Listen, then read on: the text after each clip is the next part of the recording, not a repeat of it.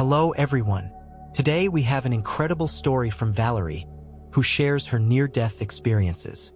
Valerie had two main experiences, the first in 1987 and the second in 2011. In her second account, Valerie describes a vision of World War III and a beautiful heavenly city. Welcome to our channel, where we share interesting near-death experience stories and videos related to spirituality. If you're not subscribed to our channel, please subscribe now. Enjoy the story. My first near-death experience happened in Venezuela on a Sunday, August 9th, 1987. That day, two incredible things happened. I had a craft business, and Sundays were usually the day to fulfill orders, paint pieces, and do laundry. My husband had taken the kids to the park to ride bikes and then to his mother's house, so he would be home late. After working during the day, I went to the kitchen and, to my surprise, saw that my husband had left tools on the kitchen counter. This made me angry, and I said out loud, "Damn it! Today is the day my husband doesn't leave things in their place." I started picking up the tools and, at that moment, heard a voice telling me, "That's it. Put everything in its place." I turned to the kitchen door and saw a man looking at me, smiling, dressed in a white tunic with a golden strap around the waist. He had wavy hair that almost touched his shoulders. I wasn't scared. Then he disappeared. I picked up the tools, put them in the box, and stored them in the cabinet under the stairs in front of the kitchen. As soon as I closed the door, I realized I was alone at home. My God, if they left the door open and someone got in, I thought. I ran to the kitchen, grabbed a knife to defend myself in case someone attacked me, and started locking all the doors. I locked the front door, the garage door, the patio door, and checked all the rooms, closets, and bathrooms downstairs. Then I went upstairs and did the same in the bedrooms. Finally, when I entered my own bedroom, I began to feel an inexplicable uncertainty. I then remembered that the figure at the door was leaning as if on one foot, and I realized I hadn't seen any feet. Writing this, I get chills remembering how I ran through the house. The figure was floating, unmoving, and then I realized it was Jesus of Nazareth, just as described, without wounds or a crown of thorns. This calmed me.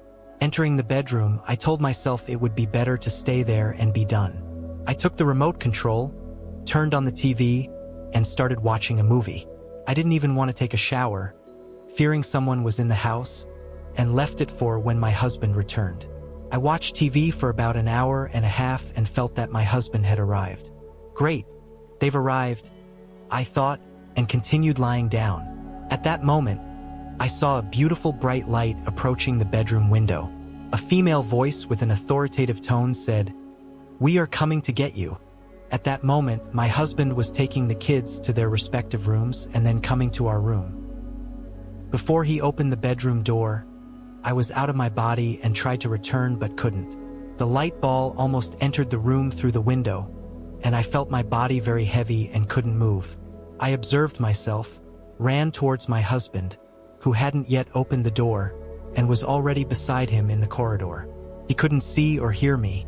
I ran back to the bedroom and saw my body but couldn't move. I was frozen but felt a lot of heat inside. Then my husband opened the door. The light was still there. I tried to talk to him, but he didn't help me. He bent down and started observing me, then got up and went to the kitchen. I tried to move again and couldn't. I left my body again and ran to the kitchen but couldn't go down the stairs. I ran back to the bedroom, and the light was closer to the window. I felt that the maid had arrived with her daughter, who was asleep. I called the maid, but she didn't hear me. The maid passed by me and didn't see me. I ran to my daughter's room, started caressing her and speaking some words, but she didn't wake up. I caressed her hair, kissed her, and she moved but didn't wake up. I ran again to try to go to the kitchen but couldn't. I ran to my son's room, and he didn't hear me either. The curious part is that I never opened the doors. I didn't know how I was entering the rooms. I ran to the maid's room, tried to call her, but she didn't hear me. I hit the maid, asked for help, but nothing. I ran back to the bedroom, looked at my body, and entered it but couldn't move. I was conscious but completely frozen. I left my body again, went to the beginning of the stairs, and from there, I could see the kitchen door. I saw my husband eating crackers with cheese and ham and drinking a glass of cold milk. I screamed at him to stop eating and come help me, but he didn't hear me. I decided to return to my body, as I realized no one could help me but myself.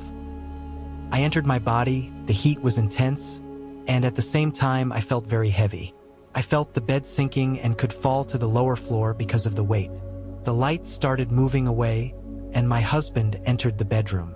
He got close to the bed and started observing me. I asked for help, but he didn't hear me. He knelt and continued observing me. I started praying the Lord's Prayer, and suddenly I realized I was reciting it out loud. When I reached the part, our daily bread, I returned to normal life, still cold.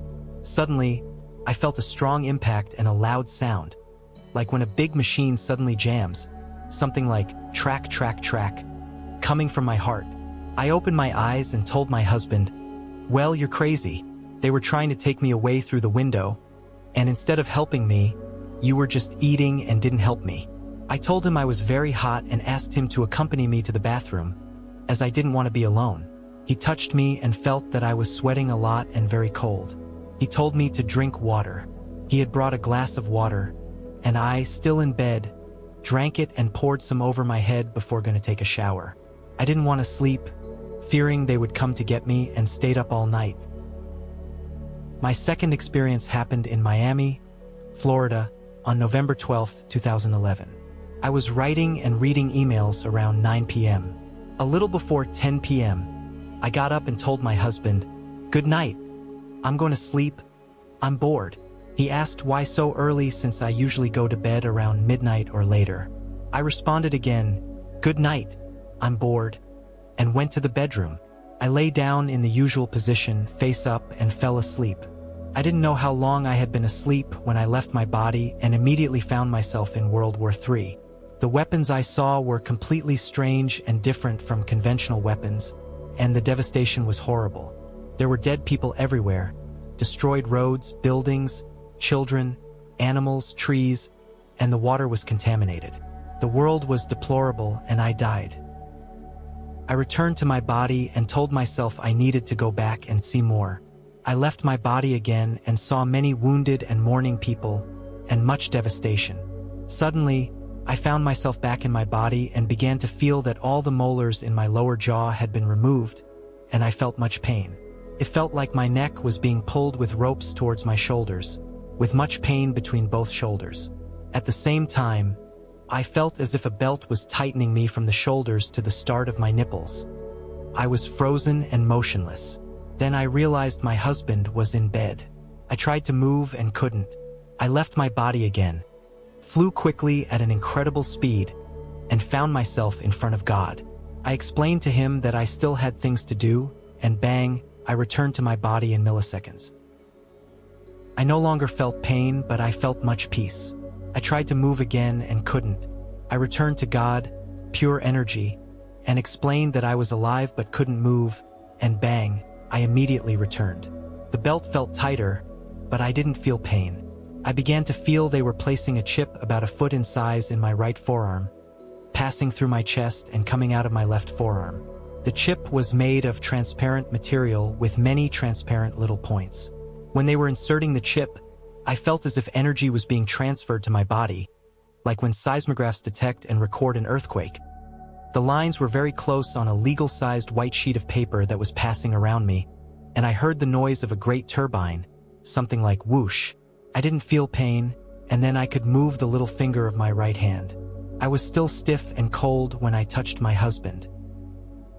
He immediately jumped out of bed, thinking it was a lizard that had gotten into the bed. Turning on the light, I said through clenched teeth, "Call the ambulance, call the ambulance."